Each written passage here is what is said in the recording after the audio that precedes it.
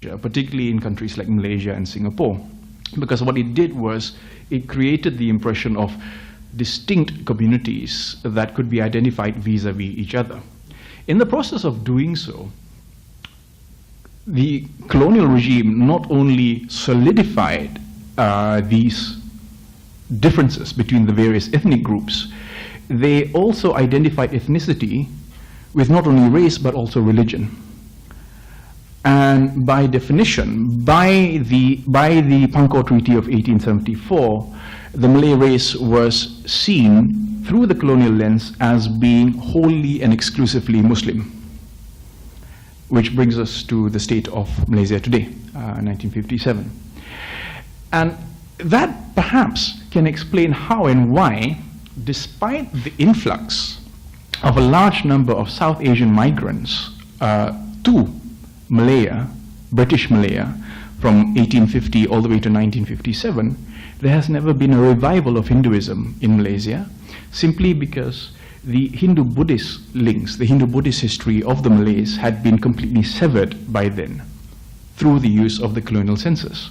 The colonial census, of course, also created compartmentalized enclaves, specific areas that were allocated to specific ethnic groups. It's interesting to note that recently last year, Manmohan Singh visited Kuala Lumpur, and in the course of his visit, visited what we call Little India in KL, which is seen as a rather quaint place for tourists to visit. I have deep misgivings about that part of Kuala Lumpur, simply because for me it is a reminder of the colonial policy of divide and rule, where Indians will be kept in one area, Malays in one area, and Chinese in one area.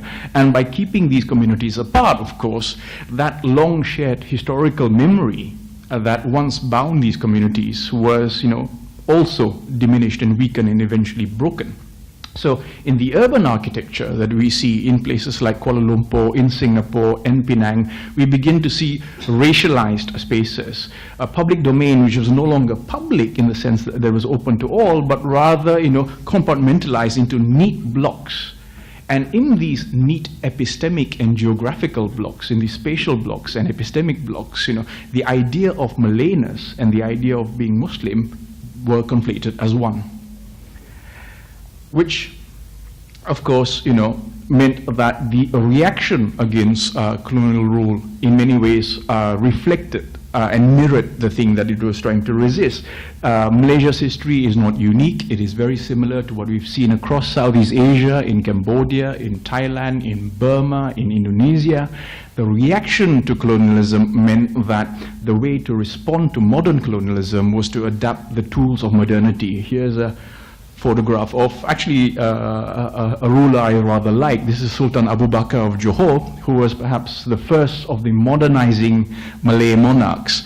But in the process of countering the challenge of modern colonialism, the mentality of modernity was also, very much imbued and imbibed by the first generation of nationalists. And the process of taking on board the concerns of modernity, among the things that were jettisoned were the early pre-colonial, quote-unquote, primordial past. And that also meant that as modern Malay monarchs and rulers and nationalists adopted the dress, the language, the ideology, the mentality of the Western colonizers, they rejected much of their own past, including the Keris. It's from this period onwards that we begin to see the elites, the Malay elites themselves, rejecting the Keris on two grounds. One, that it was pre-Islamic, and two, it was unmodern. The Keris therefore became an overdetermined signifier in the sense that it represented the pre-Islamic past, which was taboo, and it also represented the pre-modern past, which meant it was backward, primordial, superstitious, it was against modernity. To be modern, you don't fight with the Keris, you fight with a pen or a typewriter. And therefore, the Keris suffers this double blow. One at the hands of religious Puritans, and the other at the hand of a very uncompromising modernity. The Keris, however, makes a revival, and here we see our friend Sukarno, next to him our friend Fidel Castro, admiring a Keris that later on in the post-colonial period became an emblem of many of these nations. This is a photo from the Bandung summit, by the way, and that's Castro being gifted a Keris by Sukarno. If I ever go to Cuba, I will go solely to look for this Keris. It is interesting to see how in the post-colonial period, having embraced modernity and the ideology of development, the post-colonial elites still clung on to the Keris as an emblem of their identity, cognizant of the fact that this is somehow an object that has, antiquity to it. It has age. It has a history that goes back 4,000 years.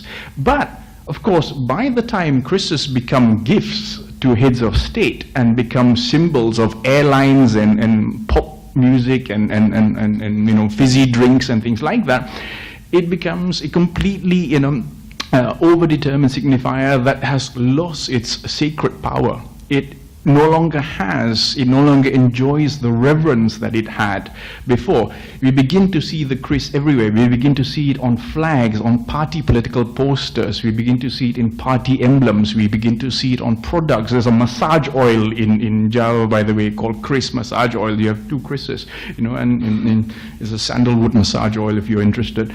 And so it becomes a pop object. People are somehow more or less attached to this object because they know it has age, but they don't know from what age it comes from. And of course, today, the modern nation state, this is the current king of Malaysia, reviewing the guard of honor, the Keris becomes very much, a symbol of national politics. Malaysia and Indonesia, of course, are particularly proud of the Keris because it is the national emblem of both countries. But in both countries, it no longer commands the reverence that it once had. Instead, it becomes it becomes the symbol of a certain ethnic community. It has become ultimately at the hands of ethno-nationalists a symbol of a certain ethnic group, a certain racial group, and a certain religious community. And this for me is one of the ironies of the history of the Keris. Looking at the Keris as an object and that has traversed this long period of time, I see the Keris as a sort of time travel machine. It's an amazing object because it actually connects. It's a weapon that connects. It connects South and Southeast Asia, not only geographically, but over time. It is, in fact, a bridge builder rather than a bridge burner. Which again, goes against the idea of this being a symbol of violence. It is the one thing that connects Malaysia, Indonesia to India and South Asia in general. It's also the one thing that connects contemporary Muslim Malaysians and Indonesians to their pre-Islamic Hindu-Buddhist past. And ironically, interestingly, ought to be the one thing that actually symbolizes the complexity of Malaysian and Indonesian society. Sadly, due to the political developments, contemporary political developments today, the opposite seems to be the case. And one of the things I cannot account for is how and why today in Malaysia, whereas there is a significant Hindu population of almost 10%, I know of no Malaysian Hindu collector of Keris, at least of note. For some reason in Malaysia, Malaysia's Hindu population no longer see the Keris as a Hindu object, but they see it as a Malay object. It has, in short, become racialized, and it has lost its sacred bearings, in a sense.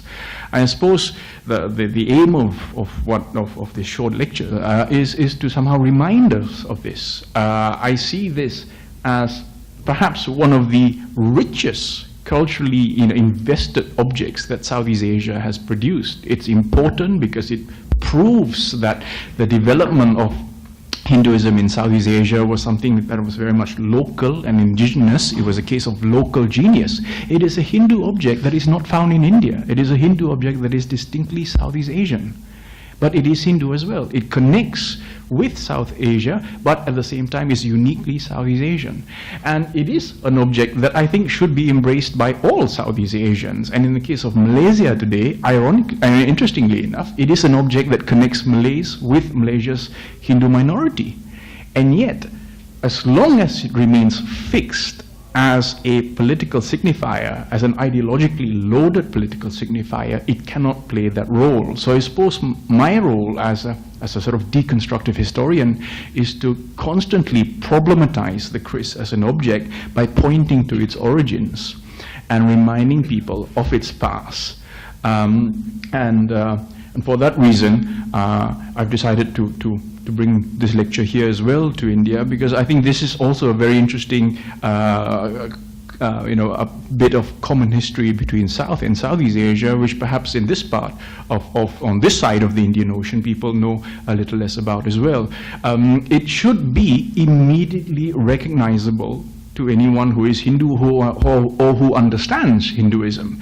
And yet, ironically, many of my Hindu friends in Malaysia do not recognize it as a Hindu object because they see it primarily as a Malay object rather than as a Hindu object. This is less so in the case of Indonesia, where people are more relaxed about being Javanese and Hindu and Muslim at the same time. So much of all the variables that go into determining this object depends a lot on the domestic political environment as well. The good thing about culture, as we said earlier, is that culture also evolves. So this has been a very short introduction to a long history of a very complex object, and of course history doesn't stop here. The good thing about history as a narrative is that it doesn't have a full stop. So I hope that this is not the end, this is not the final chapter of the history of the Keris. The Keris can and should be, released from these constraining moorings that it's being attached to at the moment. And I think what needs to be done is not only research into the Keris, but somehow attempting to use the Keris as precisely the object that I see it as, a sacred object that connects rather than divides peoples and communities. So I think on that note I'll stop here, and perhaps you can turn the lights on. Thank you.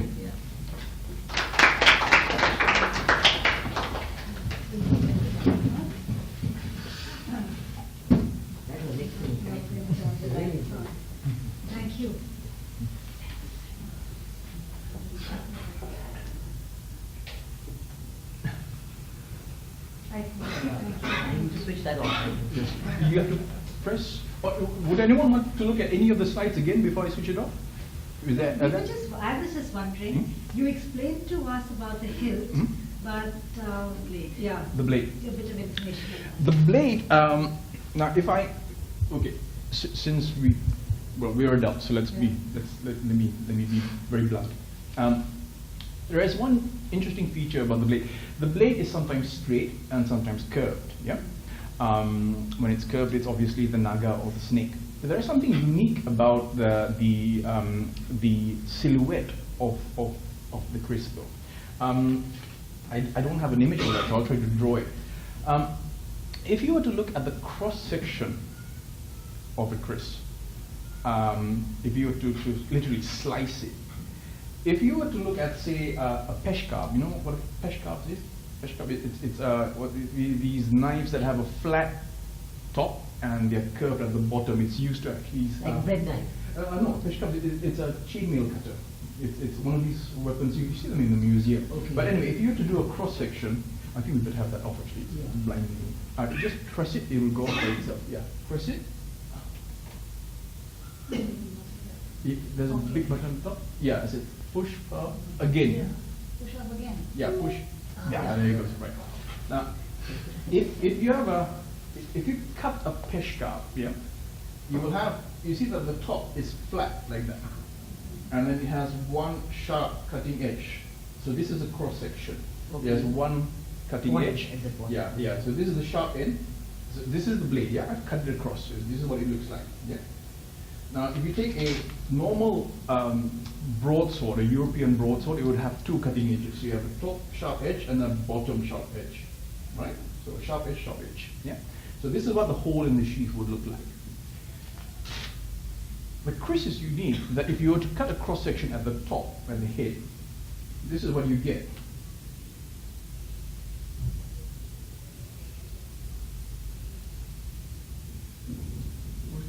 You get a shape a bit like that. There's a sort of white part there. It widens up again in the middle, and then it tapers down. Okay, I often get a bit embarrassed at this point. because as the very old Keris makers in Java and Bali will tell you, if you were to cut a cross-section of Keris and see that form, then you realize that as you sheathe the Keris in, the Keris is actually a lingam. It is actually a lingam. There is no weapon in the world that has this silhouette. There is no weapon. And the Malays have double-edged weapons like that, and they have single-edged weapons like that, but only the Keris has this silhouette. There is no weapon in the world that has this silhouette. And that continues till today. It continues till Even the today. one- Even so, if you look at the one that I showed earlier, the front page, the front part, which is the face there, that would be that part, and it tapers at the bottom. It actually, so basically, it enters a receptacle that resembles a woman's vagina. And the whole point is that the lingam has to be sheathed. The word for the sheath is sarong. Sarong. Sarong. Sarong. Sarong, like sarong you wear. Sarong you wear. It literally means that. And so the Keris constantly has to be sheathed. It cannot be removed. If it is removed, then the power of the lingam dissipates. You mean it's a personification of linga, where the two elements are there, the pita and the linga. Exactly. Exactly. That's why it begins, but the genesis of what is this? Because when we date the Keris, this type, which is more or less settled by the 8th century, the form more or less is fixed. It has not really evolved from the 8th century till now. Even if you remove the linga from the pita, Yeah. So it actually it shows loses the further significance. I'm sorry? If you remove the linga from the pita, what we call the base or yoni pita, Yes. you remove from the yoni pita, the linga loses the significance. Exactly. Because it's a synchronization and personification of Shakti. Yeah. and Exactly. And that's actually... So that, see, what is the genesis of this object? The genesis of the object itself, how the Keris came about, we do not know. Oh. But what we do know is that it begins to emerge as it assumes this shape from the 8th century, where the dominant creed in Java, it begins in Java, Is it Shivite. reflected somewhere in a painting or a sculpture? There is a sculpture which you see in Candi Suko in central Java, where you see an image of the Keris being forged. There is actually Ganesh working the forge. You have a made of that? No, I don't. I'm sorry, I don't have that. I'm also working for Indonesian tourism. I'm trying to induce you to go to Java to see it yourself. That's interesting. Yes. For the two reasons. Yes. The central part of the Java had a lot of cultural interaction and the what we call movement of the people between the Pallava part Exactly. Yeah. and this central Java part because of the traders moving from Yes. the one place to the other place. When you look at the temples earlier, the Gudung Songo temples, those are Shivite temples. That's when this Keris, the Keris begins to more or less assume the form that it does now. It has not really evolved from the 8th century onwards. So the dominant creed is basically Shivite Hinduism. The image, the only image we have, which comes from Candi Suko, has Ganesh working the forge, Arjuna, interestingly, holding the blade, and we are not quite sure who is the deity hammering it. It's not certain, we're not certain, but it's interesting that Ganesh is actually working the forge. So there are all these telltale signs, the third eye, the trunk of Ganesh. It could only have emerged from that particular period. It is therefore, very clearly, but today, of course, sadly, in Indonesia people can acknowledge this, but in the Malaysian context, it is almost taboo to mention this. And I find it interesting because those hills, you saw the Garuda hills, are distinctly Malaysian. They don't produce them in Indonesia. Only North Malaysia, Southern Thailand have got these Garuda hills. And that's another controversy. I remember going to a Keris conference in Malaysia, and I was practically kicked out by some of the people when I suggested that this is actually Garuda, and they kept saying it was a kingfisher. I said, oh, show me a kingfisher with 2 arms and 2 legs, please. I've never seen a kingfisher with a mouth, a crown, and 2 arms and 2 legs. It's clearly Are there Garuda. any literary references of this? Literally in what sense? No, in Literature, poetry. In the literature of Java, In- because a lot of the Mahabharata tradition literature, lot Yes. of Ramayana tradition literature, Yes. lot of Puranic tradition literature has been produced in Java. You have in the Indonesian rendition of the Mahabharata, the Keris is the weapon of the Pandavas and Kauravas. There is even a special sword of Keris which is called Bhimo Krodo. It has been depicted or narrated. Narrative.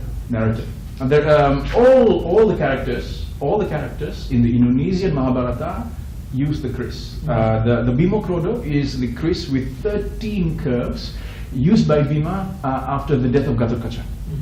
And so it's a common feature in all of them. There is not an attempt to account for its Hindu origins because, of course, these texts were written during the Hindu period, so you don't need to account for yourself. Now, sadly, from the 18th century onwards, the Keris appears in local literature, generally in negative terms. If you read the Hikayat Patani, which is the Patani Chronicles of southern Thailand, by that point we already see the Keris receding into the background because the heroes are no longer the Kerises, but the heroes are the guns. There's actually, at one point, the king does a puja to his cannon because the cannon blasts the Siamese fleet in the sea. So the Keris assumes a less mystical character. In the Mahabharata, Javanese Mahabharata, of course, the Kerises are flying everywhere. They can fly, they can perform all these magic things. So they are weapons at that time. They are weapons, but they're sacred weapons. They're sacred weapons because other weapons don't fly. Yeah. Only the Keris can fly. Can you tell us a little more about this mystical sacred part? The mystical sacred part, well, you've demonstrated now. The idea is that basically the Keris has to be sheathed. It has kwasa. And the idea is that kwasa or the Sakti has to be kept in the sarong. If it is taken out, it loses it. So traditional Keris collectors in Java hate it when they go to houses and people hang. There are a lot of Keris collectors in Indonesia and they hang the Kerises on their walls, but they unsheath it. And for them, this is complete sacrilege because they hang it separately. Yeah, they hang it separately. The sarong separately and the exactly, and of course, they go absolutely berserk because for them you have completely denuded the object. It has to be in its sheath. This is a problem then for museums because we don't know what to do because of course people come to see the blade and they don't come to see the sarong. So how do we display it? Unfortunately, even at the museums, you have to have it unsheathed. But for a traditional Javanese or Balinese Keris collector, this is borderline sacrilege because I remember an old gentleman telling me, if you have a beautiful daughter and guests come to your house, do you tell her to strip naked to show her beauty to them? And that was the exact quote from him. So the idea is that it has to be sheathed, also to retain its power. So that there are still people who genuinely believe in its sacred power, and it is an object of puja. In Bali, in some parts of Central and Eastern Java, it is still an object of puja.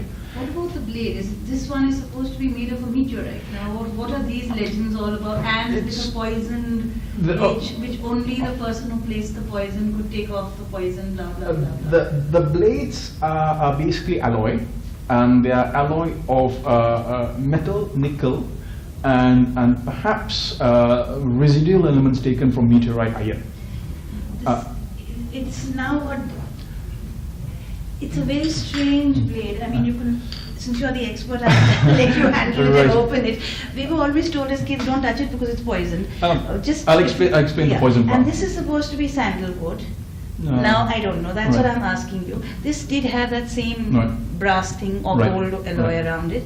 But it's a very strange metal which I have never seen before. You please do go ahead and open it and try and see. Let me explain. By the way, this is how you give a blade to someone you respect. I give it to you like this, and you pick it up like that. You take it. And you keep it upright always. Oh, I see, like that. You see, Okay. because I'm acknowledging your seniority, so that you hold it above me. Oh, I see, like that. Right. Okay, See? okay. That's how you. Is it made of like something like a panchadhatu, or say when you say alloy? Panchadhatu is five It's a mix of it, silver, with gold. No, it's iron. Yeah. Iron. But base two metals are iron and nickel. No mix of the silver and gold. No.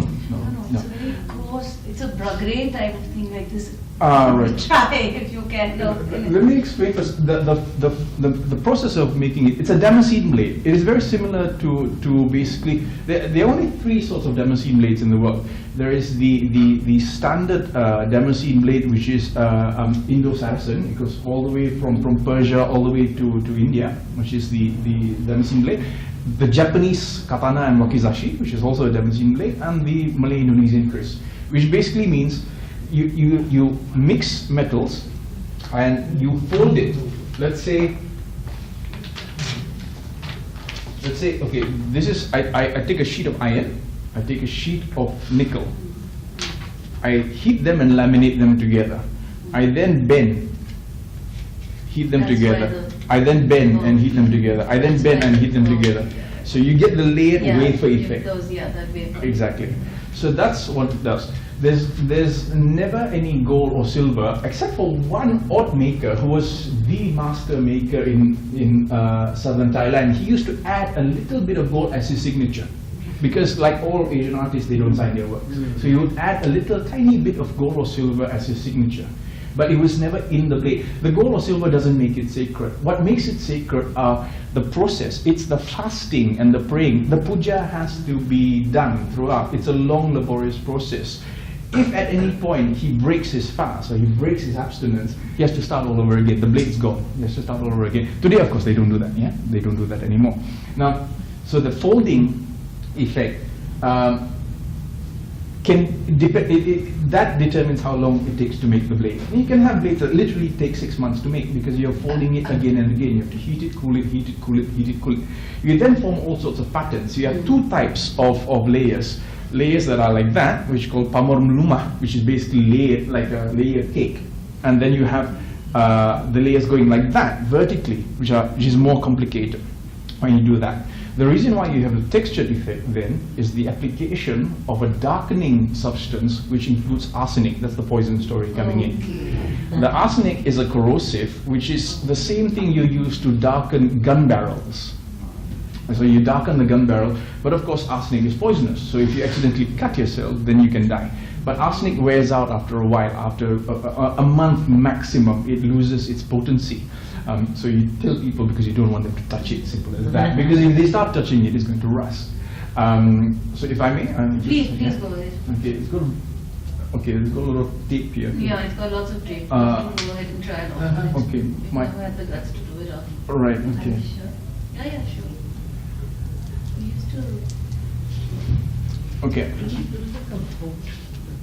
Okay, I can see the top part of the sheet is broken. Yeah, so if I do this, it might just come apart. But Doesn't matter. you sure? Yeah. Yeah, Alright. sure. Yeah, for the expert, you can put it together again. Well, all I can do is tape it back together again. This was found in Java. It is Javanese. It's Central Javanese. It's from Surakarta. This style is distinctly Surakarta. And period would be what? I'll tell you when I look at the blade. Yeah. So this is a test of your dexterity. Deep opening. Well, you know, I'm always, I don't mind if it's mine, but if it's somebody else's, I get very nervous. And yeah, okay, so it's fragile, it's broken here. This is where it's going to come off. You can restore this very easily. It's all right. You can just use wood glue and get it back, and you can file it, and then you can repolish it with. You bring it to us, I will get it restored.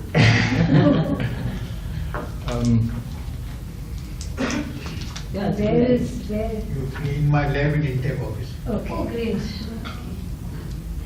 Well, that's a very good. Yeah, that's a good place. No problem. And we were told to call the Keris he, not it. Yeah. He. He. Yeah. In fact, in Malaysia, you don't buy a Keris, you marry a Keris. You have to pay dowry. Yeah. And the person who taught me Kerises, my first teacher, would never let me have it yet. He said, take it home, stay with it for a week, and see if you get along with it. If you don't get along with it, you get a divorce. You know, and then you come and give it back. And if you have any bad dreams or whatever, that's the first thing. If you have bad dreams, don't eat Like it. when you buy sapphire, they say the Yes, same thing. absolutely. Yeah. put it under your pillow and Yeah, Yeah, we'll exactly. wear it and then see other, and every jeweler will take it back. yeah, every year you get that, yeah. It's supposed to be only if he likes you, he stays with you. Yeah. I collect Chris narratives and Chris stories, and I've got plenty of them. And oh, Scissor? I think- yes, if you have a scissor, it's easier. This is Just imagine security, you would have a fit. Walked in with a crease. I actually wanted to bring one, but post 9/11, you can't fly Yeah. with the Chris. We just. Yeah. Come and plan the visa. Get it, Chris.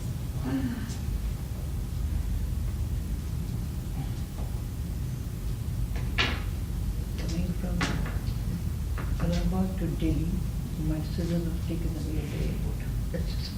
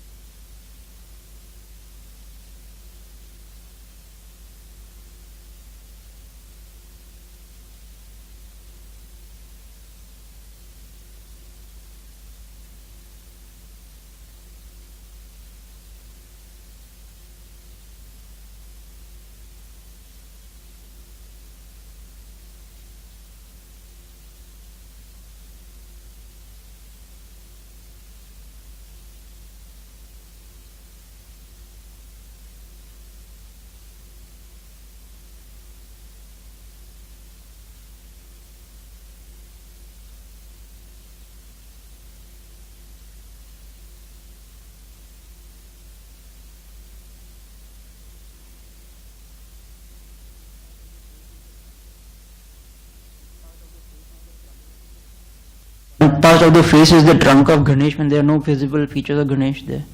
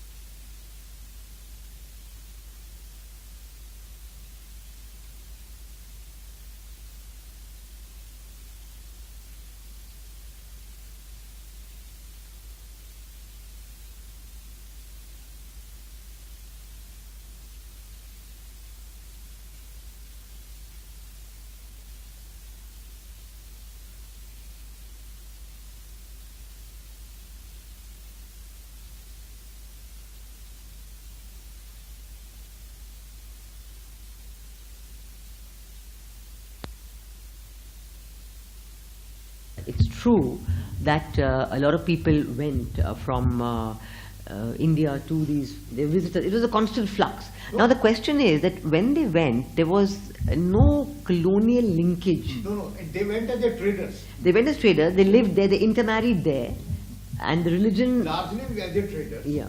Then the traders were supported by the Pallavas, traders were supported by the Cholas.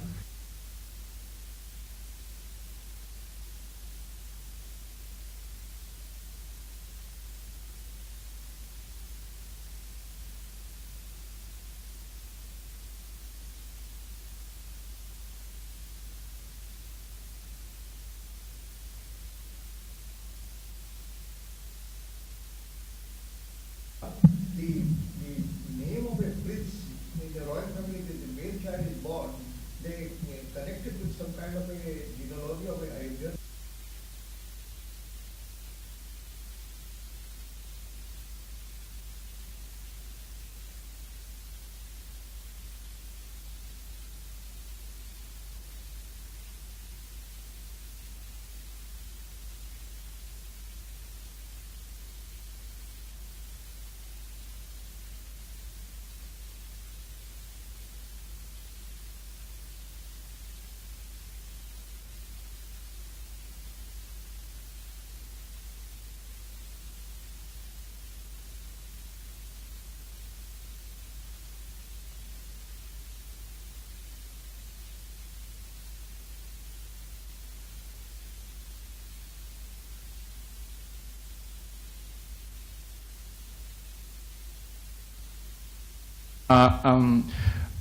Apart from doing this stuff, I also work on security and other things like counterterrorism and all that. So my area of research is vast. I once interviewed Ja'far Umar Talib, who was the head of the Lashkar Jihad in Indonesia. One of the less pleasant parts of my work. I'd much rather collect crisps than this. And so I interviewed Ja'far Umar Talib. The Lashkar Jihad were very famous between 2000 to 2002 because they were involved in all these fighting going on in the Moluccas between Muslims and Christians. So I interviewed him at the time when George Bush was about to resign. Yeah. So he was rather free at the time. So I interviewed him, and he looked rather glum. So I asked him, how come you are not so happy? And he says, well, it's bad for us. Bush is about to resign, and we've got no one to fight now. And he really was very angry that Obama was about to take over. I said, okay. I said, okay, now you got some free time. I've got some questions to ask you. So I did interviews, and the last question I asked him was this. I said, when your Lashkar boys, you were like burning discos, burning cinemas and all that. Can I just ask you one question? How come you never bombed Prambanan or Borobudur? And he turned to me and said, no, Prambanan and Borobudur is Jawa. Cinemas and discos are Western. We are proud of our Jawa culture. And I thought that was the most amazing reply I ever heard. I actually put that in writing and published it.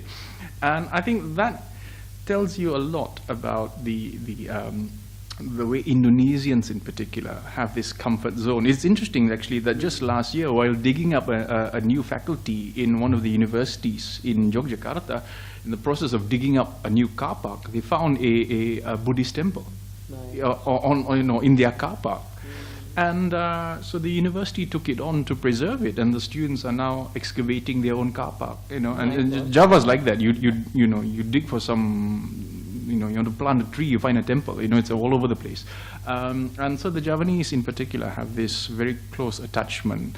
And that's why I'm very much attached to my friend Nick, who tragically died. Nick was a devout Muslim. But he had no problems whatsoever going to Bali. And he carved that. He carved the Garuda. He carved those the Raksaksas. Because he was proud to be a Malay and a Muslim. And for him, his Malay culture is a long culture. It's a culture that goes back 4,000 years. And there was no problem carving a Garuda, performing his salat, coming back, continuing the Garuda, and doing his Maghrib afterwards. There was no problem. That, for me, is what I call local genius. And I have a story to tell. A friend of mine very famous lady who's very culturally conscious, was very interested in the puppets, leather puppets of Indonesia. So she went to Indonesia and she stayed with a person who's making the puppets. So every day she would go to him and he will tell the story of Ramayana to her, and she quietly listened to it. And when the whole thing was finished, and she had finished the story, and she asked him, who could have written this story? So he said, Hazrat Muhammad, of course. Who else could have written such a nice story? She kept quiet.